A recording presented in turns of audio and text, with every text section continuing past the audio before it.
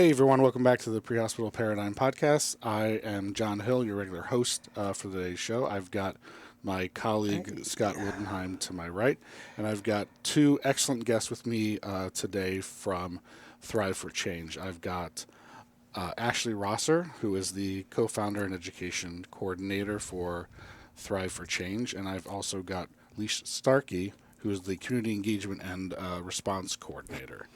So we're going to start off this episode talking about harm reduction in the community for our patients, talk about the stigma associated with, I'll just say drug use disorder, not necessarily opioid use disorder.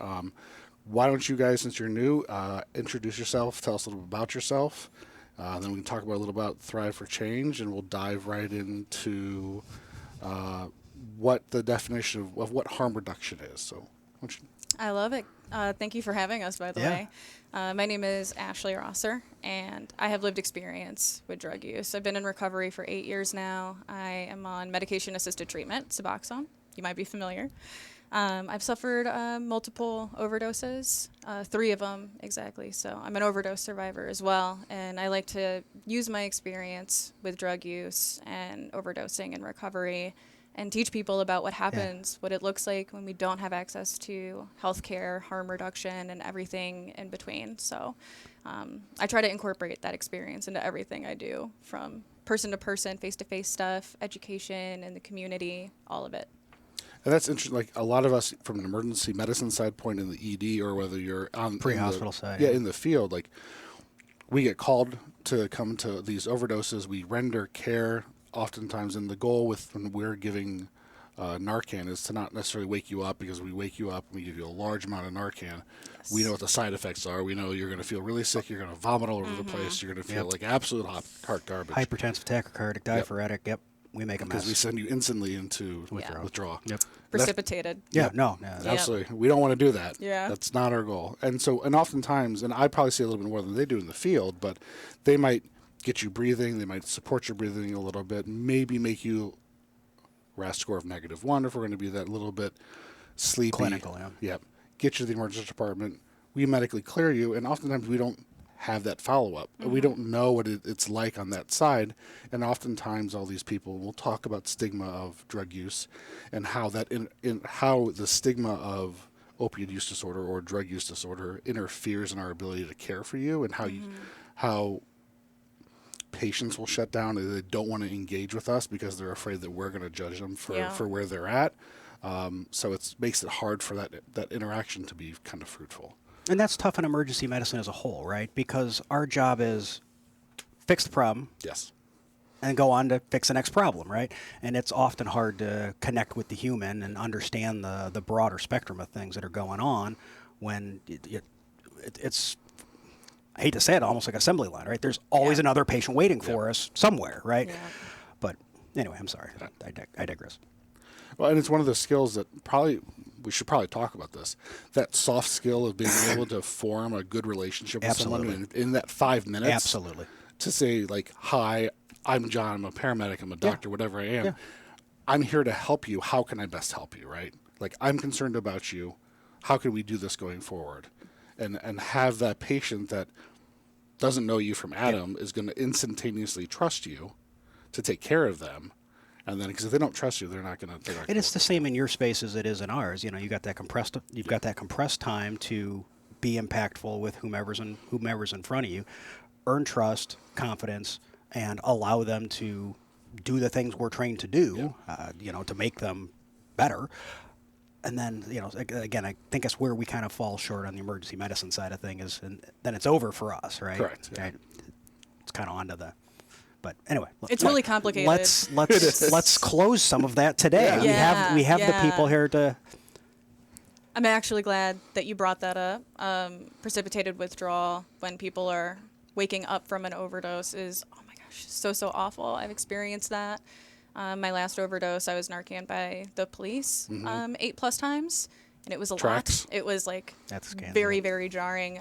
The police got to me before the paramedics did with the ambulance, so they had already dosed me. Well, and that's very common, right? Yeah. So police are out in patrol cars, and they're going to respond to those calls, and they're often the first first responders there.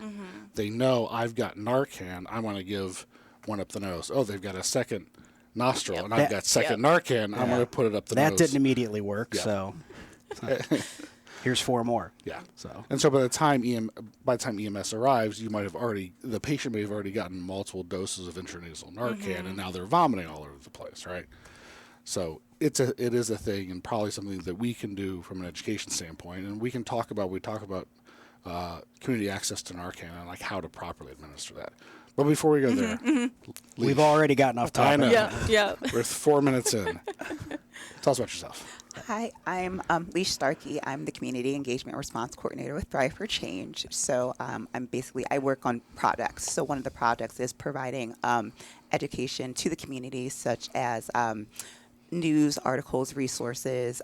It's just overdose response bulletin. The overdose response bulletin is a way to provide the community with resources such as like news articles, education, training. Also, something that's newer is trends such as like fentanyl in Cuyahoga County, xylazine. We also have additives that a lot of people don't know about that are just as important up and coming, like the past few months. That's all the new stuff. But also working with the First Responders Leave Behind Project, we are actively working with Mayfield Heights Fire Department as a way to provide Leave Behind kits. Nice. So the Leave Behind kits have naloxone, fentanyl testing strips. It has resources to the community and also inserts with additional resources, such as we were talking about earlier, about like never use alone, it's like safe spots, things like that. Awesome. Yeah. So essentially, Leash does a little bit of everything. She's got her hands in all of it. Let's make sure that we get some of her content. So there's going to be on our website for the podcast, there's a whole page of show notes that goes along with this, right? We're going to summarize the entire thing, but any content that you want us to bleed in there, that's the perfect place for us. So let's make sure that we get some of that from you. I love that. Thank you. I love that. We appreciate that. Yeah. Also, we have like a Thrive for Change overdose alert response page. Yeah. So it's like an all-encompassing page for all the resources as well. So We we're super excited about that. We will link. Some overachievers sitting here at this table may already be doing it. Okay, great. But for it's a great reminder even for our viewership or our listenership is there's more to these publications than just the audio or just the video. We do dump a lot of extra stuff in the show notes, and so go check that out at prehospitalparadigm.com. What is Thrive for Change? So, Thrive for Change is a harm reduction nonprofit organization. We're based out of Cleveland, but we serve the entirety of the state. We focus on harm reduction, which is drug education and drug safety. It's a public health approach to addressing substance use, drug use, and working to prevent harms that are associated with it. Yeah. So like diseases, just stuff that really doesn't have to happen. It really doesn't. Everything that's preventable with access to healthcare, medical supplies, everything in between. So yeah, it's a lot. It's a big umbrella. It is, but it's that ounce of prevention that helps that pound of cure, right? Mm-hmm. So you guys are the ones out there, hint, hint, EMS, preventing EMS calls, so you should partner with them, right? Yes. That you're out there doing it. And when did you guys get started? How long have you guys been around? Initially, I started doing harm reduction work out of my home in late 2018 after my ex-boyfriend died of an overdose. So I've been doing harm reduction work since then. And then 2020 in the pandemic is when we started doing like pop-up outreach in the community. I met Bethany Roebuck, who is our executive director now. She's the co-founder with me. And we started putting together a plan. Like when I met her, she was like the person who could put all the numbers together and all the language together to find funding for us. Sure. And then I was the person that had the lived experience and the action, was doing the things. So we've been doing this since the pandemic, like as a team. Did I just hear something good came out of the out of COVID? Yeah. That's awesome. It was so intense. Right. She was working for Relink at the time in 2020. But she met me volunteering at one of my pop-ups, and we clicked, and we decided like we had the same goals, and she could help me in ways that I wasn't getting, which was like the funding side of things and writing grant proposals and all that. And we saw like we all agreed that we saw the same things. Like, people were losing access to their like healthcare, their doctors, their medication-assisted treatment. People were overdosing and dying. There was a lot of people that relapsed and died. I actually lost 3 friends, like 3 of my close friends, like not acquaintances, close friends, in between the span of 2020 and 2022, and it was awful. It was all stuff that could have been prevented, but like stigma and shame keeps people from wanting to talk about what they're thinking about, what they're going through, what they might be doing. So they each of them overdosed and died alone. Like, and I imagine in their everything homes. else that was going on in the world at that time did not help the situation Yep.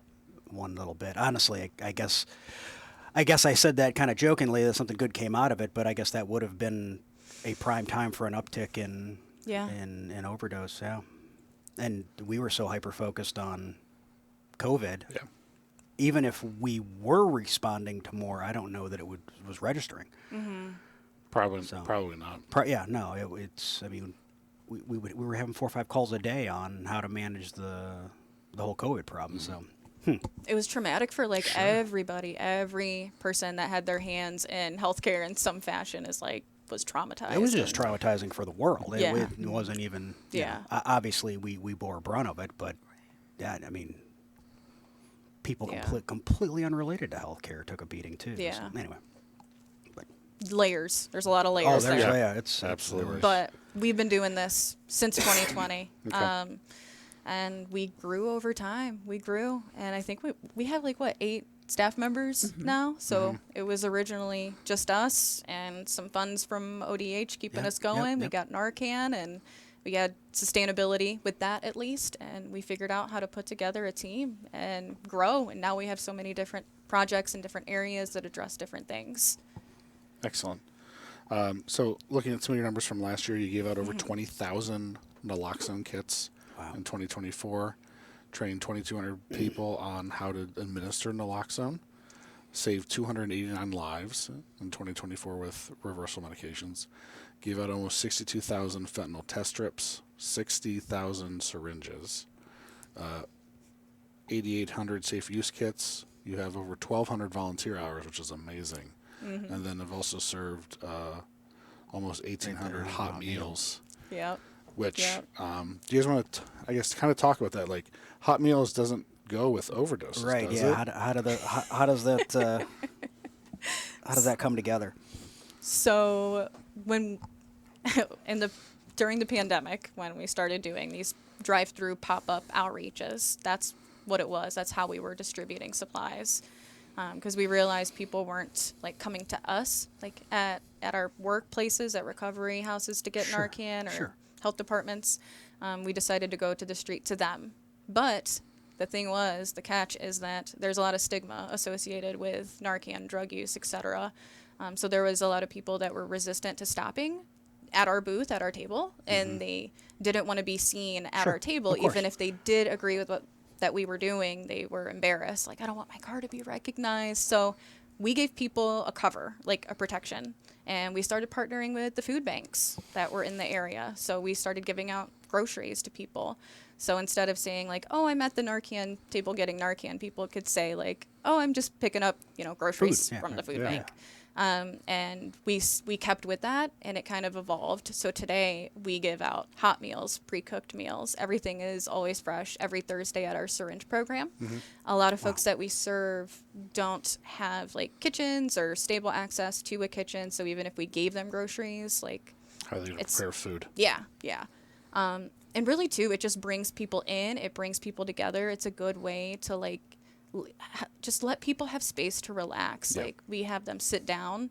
We put up our canopy, our tables, chairs, and people can take a hot plate of food and go sit down and eat and network with each other. So it's all of our participants and all of our general community members can come over and eat, which is also prepared by a volunteer ahead of time. So we got the community engaged in multi-faceted ways, just depending on what their interests are. So that's every Thursday you guys do that? Yes. Where do you guys do that at?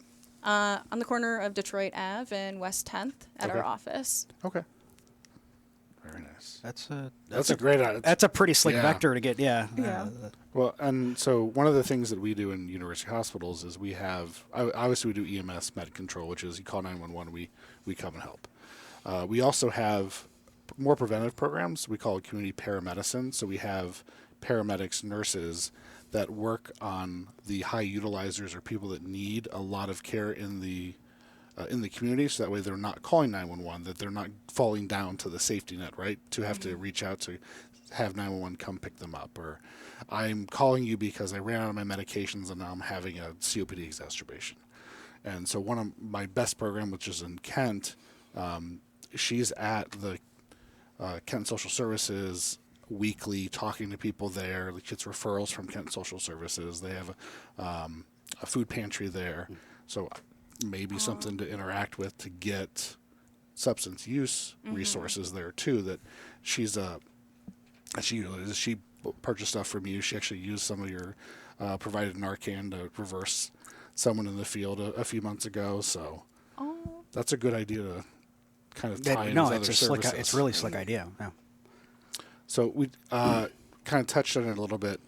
Obviously, you guys have, State of Ohio Project Dawn kits, which are kits containing naloxone. What other programs do you guys do? You do your syringe exchanges, you said, provide some hot meals. Any other programs you guys do that kind of go in this big scope of harm reduction? Yeah. Did you want to talk about our volunteering and our mail order programs too? Sure. So I love your mail order program, by the way. Thank you. It's fantastic. If you ever need Narcan, it's fantastic. Really? Right in the mail. Right in the mail. That's where I got my Narcan Yeah. from, that I carry. Yeah, Free of charge. free of charge. Oh, that's nice. What are the other services or things you guys provide? I mean, harm reduction is this big, huge umbrella, and EMS is a big, huge umbrella. Community paramedicine is a big umbrella. What other services do you guys provide under the umbrella of harm reduction? So, well, I'm the volunteer coordinator also. So if someone was interested in helping Thrive for Change, you just go to our website, thriveforchange.org, and you go to get involved, and then there's a volunteer registration, and then there's a plethora of things you can do to work with us. Sure. We have our kit building days, so essentially just kit building days. We provide safe for use kits to the community, so we put those together bi-weekly every other Friday. So we've got one coming up this Friday, and we just get together, we chat, listen to music, and we just vibe with each other, and anybody can come. It's super exciting. We've got regulars. We have people that learn about Thrive for Change, and they walk in, they see us hanging out, and they're just like, "Can I stop in?" It's super fun. It's really exciting. It's one of my favorite days of the month because we're just always just running around in circles and just having a good time. We also have a mail order program we put together. People, they sign up to get supplies through Thrive for Change also as well, and we mail those out of 88 counties. I think we provide up to 70, 75 receive supplies through us. Yeah, absolutely. Really? Yeah, absolutely. Oh, wow. We have people signing up for our outreach. We have outreach events every Tuesday. We also have some events periodically on the weekend at the end of the month, and we also have newer events. We have one the last Wednesday of the month as well. So we're always trying to find new places to do outreach events. We have our donation room. We are always receiving supplies, which is super exciting. So we have people that come and help organize our donation room. Free clothing. That's a big one too. So that was going to be my follow-on question was what gets donated and what can you use? Everything gets donated. However, we're always looking for survival gear. So, just because it's summer, it's great to have shirts and things, but you have to think about the nights, and the nights get cooler, and sometimes yesterday, a few days ago, it gets rainy. So we're always looking for shoes, tennis shoes, comfortable shoes, socks, pants, sweatpants, hoodies, things like that. Just making sure everybody's just comfortable. Open service hours, so a syringe exchange hours. So we do, again, like Ashley said, every Thursday, 2 to 6. And again, I think for me, it's a really heartwarming time because you just never know what somebody's day looks like. Right. So when I'm like, I sit at the front desk. So when people come through, I'm just really excited. Like, hey, it's good to see you. Sometimes it's their first time seeing us, or sometimes they're like a regular. And it's just really great to see them and smile and say, how are you? We're happy you're here. We're happy you're here. Keep coming back. What do you need? How can we help you? So I think that's all of them. And that helps us to be able to build relationships with people, to even get the numbers of our impact, because there's a lot of people who like overdose and just don't tell anybody about it. Narcan someone, don't tell anybody about it. But one of those programs too is our Safer Smoking Initiative. Right. Absolutely amazing. We give out safer smoking kits, and it's exactly what it sounds like. It's like a little Mylar bag. I don't know if you guys ever seen those like jewelry bags. They're like kind of rainbowy. We try to make them cute. Sure. But it's everything that you would need to like safely smoke drugs, crack or methamphetamine. So it's got the medical supplies, the wound care supplies in it, straws, the Pyrex glass piece, the tools like the brass screens and the chore. And each and every one of those pieces has a purpose and an intention behind it, all under the umbrella of safety. A lot of people genuinely don't understand that you can transmit diseases by sharing things mouth to mouth, or rolling up like a dollar bill. And those things are so small, but they're so important. And at times there are people who are like, well, how is like giving out a pipe going to help them, you know? But it's not like just about the pipe. Like, it's about introducing people to safety and teaching them like about it and encouraging them to go forward with more safety. So if you introduce like the kit program to someone and they take kits, like it happens pretty often where we meet someone for the first time and they're kind of like in disbelief. They don't get it. Yeah. They might need some time to start to process, and we give them literature that they can read and understand each and every item that's in that kit. And then over time, before you know it, that same person is coming back and asking about like, well, what else is there? Right. Or like, I was testing my drugs and like, I don't understand like what's an invalid, or how much water do I use for testing meth versus crack or opiates, like, and then, you know, before you know it, you get people asking like, well, do you have any recommendations for like primary care, or like, Sure. can I get Sure. MAT? And it's been amazing. Like the data that we track with people, we get surveys from them too. Just kind of detailing like their experience when they meet us. So like their first time with us, and then we get a follow-up survey in another 6 months, and we can see what their life looks like today, what's changed about it. And the difference is like so drastic. Like we've seen people that were once like injection drug users completely switch to snorting or smoking through this. So there's like disease prevention in that way as well, by like just encouraging people to switch administration, like how they use their drugs. It's been absolutely incredible. I love this program so much. I really do. So we'll touch on infections. What kind of infections are we trying to prevent? Well, What's the big catch in with your population? we focus on like hepatitis C and HIV. So we actually started doing HIV too. That's another program of ours that we just recently introduced from the Board of Health. They gave us funds to be able to hire like a part-time HIV testing person. And we do testing. They can drop in on our drop-in days, our open hours, even at our pop-up events that are just around the city of Cleveland, because it's not just at our like physical location that people can come and get these services and get tested. We pop up in different areas. We go to like Kinsman Road. We go to, I know streets, I don't know cities, but we go to like literally every side of the county, because we go to hotspot areas, 44107, 103, 102, and we look at the data that we get from the state and the Board of Health that tells us where are like the clusters of overdoses happening.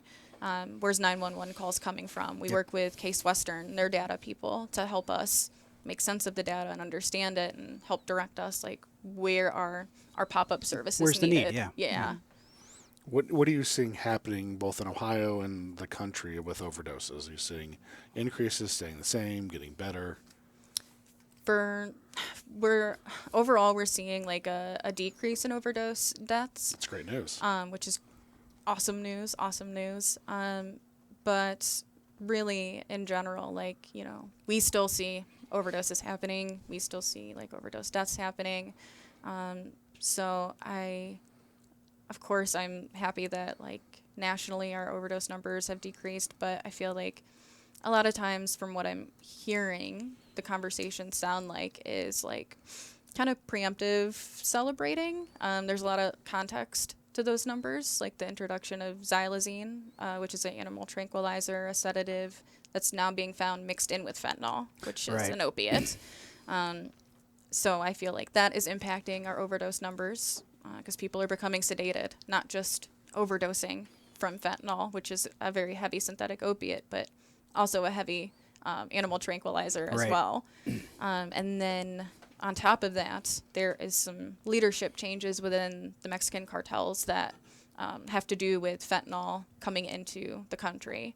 So while their leadership has been kind of scrambled, discombobulated, they're restructuring. So of course that's going to impact the drugs that we have available to us here in the United States. So there's layers there, but Yeah, that's what we were kind of talking about off camera. Is you were talking about, yeah, maybe that shift is off of fentanyl a little bit now, which we've prepared for. We've put all the all the opiate response kits out in the world. But it still took us 10, 15 years to Oh, even get to I'm this not point, saying right? we were. Yeah. No, I'm not saying we were. From our carfentanil we were tankers, yeah. on that high on that curve at all. We were not. But then these introductions of other things. I was literally just last night reading about. We know about a drug that we use in the hospital, dexmedetomidine. Well, I don't say call it a precursor, but a different variant of that medetomidine has been showing up Right. on yes, that's it. somewhere on the East Coast. I think was I know they had 20 odd cases, but again, not an opiate, Yeah. not going to may present in a similar fashion, but is going to be a non-responder to Narcan. And the whole article, again, it was centered around EMS care, which is do the things we do best, which is support airway breathing and circulation. And, don't be surprised even if there was a known component of fentanyl in whatever they had, we're blending this with other, yeah. Other sedation in medications this that particular were- case, yeah. the medetomidine being an alpha-2 agonist, right? Which changes the way that we respond to overdoses 100%. and the way that we teach overdoses. Have you guys done anything different when you're teaching about overdoses and overdose care? I know that we've had to change a lot of things, and trying to just catch people up on basic overdose response has been think- challenging. But Our messaging, and I'd like to hear your thoughts on this. I think our messaging to EMS providers for so long, and again, I'm talking, this is our optics responding to the thing, not preventing it, right? Has been for the longest time is breathe for them before the drug. So we put the safety net well ahead of the drug. We don't lean on the drug to the reversal agent, let me be clear, the reversal agent to be 100% successful. So in our case, it's a bag valve mask. We breathe for the patient. We secure their airway, support them hemodynamically. We do all of that first. Then we add the reversal agent. If it's going to work, it's going to work. If not, the safety net's already there, right? If it turns out it's a blended agent or something else, we're checking all the boxes we have to check from an emergency care standpoint. I think the resuscitate before drug has been a fairly long-standing. So the good news is whether it's blended or not, I think our teachings as of late, not even late, last decade, will at least accommodate for that and not get us, from the EMS perspective, too much into trouble. But I think that's what our teachings have been to, I can fix a lot with just by helping the patient breathe, right? And I think that for our listeners that always listen to our show here, is we always talk about basic skills. Like, I'm an EMT, what can I do? I can bag a patient, I can breathe for them. That's the best basic skill we can do. Yes, we have naloxone, we have reversal agents, but the really kind of sad thing is that from a cost-benefit analysis, Narcan's more expensive than my bag valve mask. So I can bag, and from a cost standpoint, that's cheaper than giving them the Narcan. So I think our training's always been we talk about ABCs in medicine, so airway, breathing, circulation. Yeah. If we're going to talk about reversal agents, well, that's R in the alphabet. Yeah. And if we want to move it up to D, that's fine, but then it bumps up against our other Ds for drugs, but it's always going to be airway. So the best thing you can do for the patient is just breathe for them. You can give naloxone to help reverse them, but we concentrate on don't give them too much. Yes. We don't want to precipitate them into withdrawal, and then that can compromise their airway too. Absolutely. So that's how we've taught it. Now I think that there's we do a lot of education, and whether it's from naloxone, or I'll pick on adenosine because we kind of hit some road bumps with one of those medications during our education, that I think that we go out and we teach this, and then what actually sinks in and what actually happens on the field is a little bit different than what we're necessarily teaching. So I think that people are leaning more on naloxone, probably because, police already gave it essentially, but they can't do a more advanced skill, which is a basic skill for us, just to help breathe for the patient. Police aren't going to go there and whip out their bag valve mask and create a seal and then breathe for the patient. They're just going to push some naloxone up their nose and see if it works. And I think that the newer people are all excited to do, I can do the drug instead of just do your basic skill, breathe for the patient. It's the best thing you can do. Slowly try to bring them out of that overdose, so that way they're just breathing by themselves, and you have a nice, comfortable ride to the hospital instead of having to fight against a precipitated withdrawal. Sorry, go ahead. So conversely, we're just real quick going off of what Dr. Hill was saying. The flip side of that, in my eyes, is that from the EMS perspective, we're often getting on scene, and they've had multiple doses already. So I mean, it's, even though it got done out of order from the way the safety net should be properly put into place, it was done, and it is telling, right? It's like, all right, you squirted 4 Narcans up their nose, nothing's happened. Hey, guess what? Probably not an opiate. I need to translate that into other action, right? Yeah. And of course, bag valve mask, endotracheal intubation, whatever is appropriate given the situation. That I think that may actually prompt us to look for, hey, this means something, right? Yeah. Here's your sign. Here's your sign. It's probably not an opiate, right? Yeah. Timing, of course, is obviously relative in that deployment, whatnot. But I can imagine from the perspective, and again, that's our perspective from trying to quote unquote fix the problem, but at least respond to the problem. From an education perspective, I can see how that nuance of Narcan doesn't fix everything it's probably tough. Yeah, it's tricky because I'm asking people to intervene and not just be a bystander watching. So I'm asking them to use and learn how to use Narcan, the nasal spray, which is already a lot. I'm asking them to carry it with them, not just have it at their house or in their medicine cabinet, but carry it, use it, and respond to strangers if need be. And then on top of that, because of the fact that medetomidine and xylazine are honestly making their way here. We see this in Philadelphia with our harm reduction comrades, Savage Sisters. They're responding to overdoses on the street, and 80% of their drug supply is xylazine, actually. Xylazine and fentanyl combined. Yeah. But they walk around with oxygen tanks. They got those little, they're like those little tanks that you just squeeze for air. Yeah. They do that. They do rescue breathing. And I don't know. I'm trying to incorporate rescue breathing whenever I can and prioritize that whenever I can. But it seems like people get a little scared when talking about rescue breathing or doing mouth to mouth. We give face shields, like CPR face shields, which is a bonus for people, but people do seem pretty hesitant and just overall scared to try it, But when we're talking about saving a life, that's when I don't know. It kind of shifts things for people. Yeah. Hey, this thing can sound scary, but we're talking about saving someone's life,